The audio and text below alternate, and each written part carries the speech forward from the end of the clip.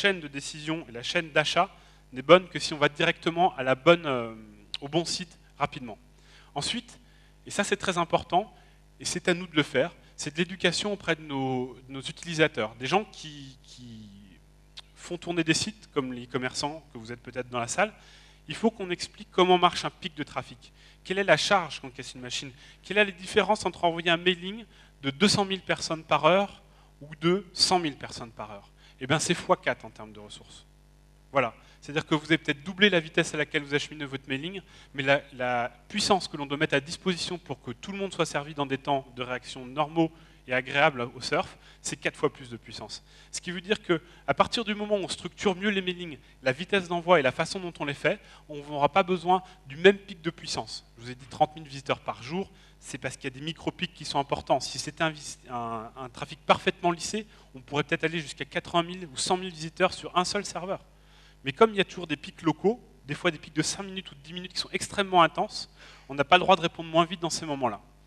Donc le lissage va aussi changer des choses. Le cloud va nous aider, parce que même si on a un pic local extrêmement fort, il saura l'accepter sans ralentir, mais ce n'est pas une raison, même en cloud, pour consommer plus de ressources, en tout cas inutilement. Et puis les sites, d'une certaine façon, ne doivent pas inciter à l'impression papier. Il y a des sites où vous imprimez tout le temps, parce que c'est plus pratique. Petit à petit, ils convertissent à l'usage électronique, comme la SNCF qui a fait un effort dans ce sens-là, par exemple. La SNCF à elle seule, vu son nombre de visites et de billets commandés par jour, a peut-être tué la moitié d'une forêt d'Alsace ces derniers temps. Donc ils ont converti à l'usage électronique de vous faire envoyer votre billet, par exemple, sur votre téléphone, ou de manière électronique, de façon à ce que, si possible, on n'imprime pas, ou moins, ou de moins en moins. D'autres sites sont en train d'aller vers ça. Finalement, avoir une facture dans sa boîte aux lettres, c'est bien. C'est tout aussi bien que de l'avoir en papier. Alors les comptables sont des accros au papier, mais petit à petit les mentalités vont changer là-dessus, et c'est aussi aux e-commerçants et à nous de proposer des solutions plus intelligentes que l'usage du papier.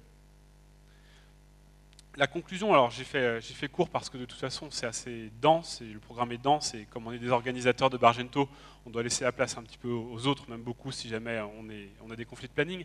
Mais ma conclusion, c'est que en gros 85% des sociétés actuellement sont sensibles à cet argumentaire. Ça va changer, les mentalités changent. Ça veut dire que quand vous parlez à un board de décideurs maintenant, vous pouvez l'intégrer comme un argument. Les gens le prennent en compte. Ils ont des objectifs internes sur ces problématiques. Le consommateur final devient un éco-citoyen. Il a conscience que la révolution électronique est une bonne chose, qu'elle a probablement soulagé une partie des ressources de notre planète, mais elle n'a pas fait que du bien non plus. Et avoir un site plus sain, eh bien, ça incitera peut-être le client à acheter sur un site propre, si ce n'est pas plus cher. Tant qu'à faire, si ce n'est pas plus cher, pourquoi n'achèterait-il pas sur un site plus propre? Et grâce à Dieu, on a quand même le réalisme économique du capitalisme, qui est peut-être par certains aspects absolument catastrophique au niveau des ressources, mais par d'autres qui nous aidera. En l'occurrence, la réduction des coûts passe obligatoirement par un meilleur usage de l'énergie. Or, le capitalisme, tout simplement, fait que si on consomme plus d'énergie, on devra vous vendre nos services plus chers, et donc quelque part, vous devrez vendre vos produits finaux plus chers. Donc là, à ce point de vue-là, je pense que le réalisme économique sera une aide non négligeable. Actuellement, on est dans une étape clé où le e-commerce se développe, où c'est à nous, ce virage à 4 à 5 ans, c'est à nous d'être les pionniers et de fonder quelque chose de plus intelligent et de plus rationnel, de se mettre d'accord aussi éventuellement entre nous pour que peut-être les ressources soient mieux utilisées. Actuellement, c'est encore un choix. Les data centers commencent à en avoir de plus en plus d'impératifs. Ils n'ont plus le droit de refroidir à 18 degrés. Maintenant, c'est 20 degrés, par exemple. Peut-être que demain, ce sera 22. Donc, pardon. C'est à nous de faire ces choix avant qu'on nous les impose. Ça sera toujours plus facile. C'est quelque chose qui nous a toujours intéressés. On va accélérer le mouvement dans ce domaine-là. Depuis 2003, alors ça paraît anodin, mais on active des économiseurs d'énergie. En tout cas, on incite les gens à le faire, que ce soit pour notre machine à café ou pour nos stations de travail ou pour nos serveurs. On essaye de recycler les machines autant que possible, c'est-à-dire qu'elles aient une durée de vie la plus importante possible. Par exemple, une machine qui n'est plus capable de tenir le choc en serveur web frontal fera peut-être un très bon serveur de mail. On va remplacer les composants qui peuvent devenir défectueux. On va lui laisser un petit peu de stock pour remplacer si jamais ça n'allait pas. Mais on essaye autant que possible de ne pas acheter. On a des machines avec des uptime de presque, je ne sais plus, 1000 ou 1200 jours. Ça prouve bien que même si elles ont dépassé leur garantie, elles marchent encore très très bien. Vraiment. Notre mailer principal, par exemple, il a quelque chose comme 5 ans, on a toutes les pièces au cas où ça irait pas, on a un serveur en stock, mais ça sert à rien de le changer, il ronronne. Et tant qu'il le fera, ça sert à rien de dépenser plus de ressources, et le jour où il le fera plus, on a un serveur qui est prêt à partir.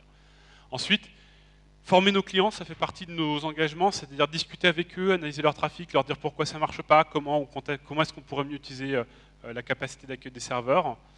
Et puis en 2008, on a adopté le format LAM, la haute densité, pour notamment accueillir ces nouvelles offres Magento. En 2009, comme vous venez de le voir, on a essayé d'analyser un petit peu l'impact qu'avait notre activité globalement sur l'environnement, la nôtre comme celle des autres, enfin, le fait d'héberger, qu'est-ce que ça impliquait. Et en fin 2009, courant décembre, nous allons donc ouvrir ETC, l'Extend to Cloud, notre technologie qui va vous permettre de déborder vers un nuage qui permettra de consommer moins de ressources physiques et d'accueillir quand même vos visiteurs en toute sérénité, même des très gros pics.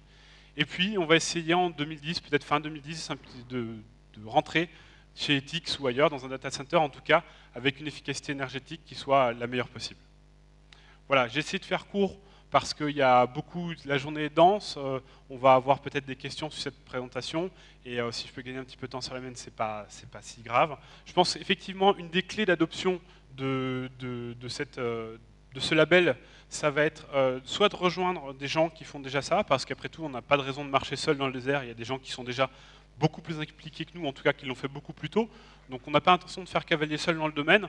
On montre aujourd'hui notre implication et notre volonté d'aller dans ce domaine. Donc je vais essayer de me concerter avec d'autres collègues qui sont aussi infogérants pour créer peut-être un label commun ou rejoindre un label commun, ou alors de demander à Varien peut-être de porter aussi cette image avec nous. Mais oui, effectivement, vous avez raison et on y songe.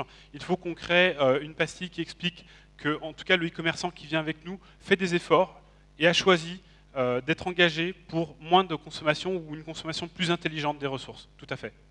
Mais merci à vous tous en tout cas alors. Et je vais